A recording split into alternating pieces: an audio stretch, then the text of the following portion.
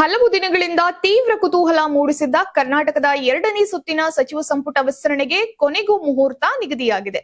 ಹೈಕಮಾಂಡ್ನಿಂದ ನೂತನ ಸಚಿವರ ಪಟ್ಟಿಗೆ ಅಂತಿಮ ಒಪ್ಪಿಗೆ ಸಿಕ್ಕಿದ್ದು, ಪಟ್ಟಿಯನ್ನ ಮುಖ್ಯಮಂತ್ರಿ ಡಿಕೆ ಶಿವಕುಮಾರ್ ಅವರಿಗೆ ರವಾನಿಸಲಾಗಿದೆ.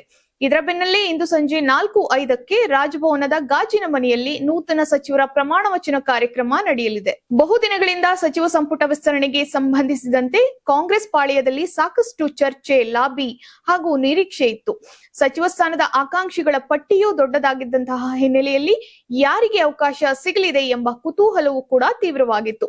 ಇದೀಗ ಹೈಕಮಾಂಡ್ ಅಂತಿಮ ಪಟ್ಟಿಗೆ ಮುದ್ರೆಯನ್ನ ಒತ್ತಿದ್ದು, ಒಟ್ಟು 20 ಶಾಸಕರು ಸಚಿವರಾಗಿ ಪ್ರಮಾಣ ವಚನವನ್ನ ಸ್ವೀಕರಿಸಲಿದ್ದಾರೆ.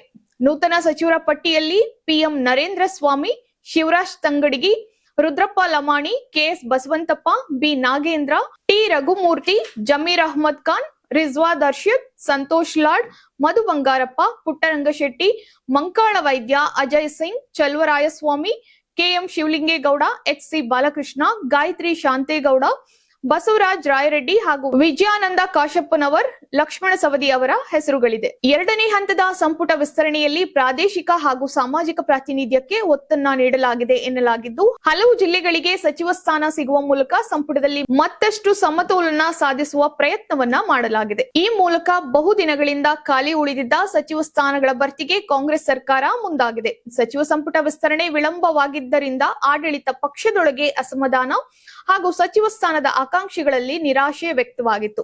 ಇದೀಗ ಹೈಕಮಾಂಡ್ ಅಂತಿಮ ಪಟ್ಟಿಯನ್ನ ಪ್ರಕಟಿಸಿರುವುದರಿಂದ ಈ ಎಲ್ಲಾ ಕುತೂಹಲಕ್ಕೆ ತೆರೆ ಬಿದ್ದಿದೆ.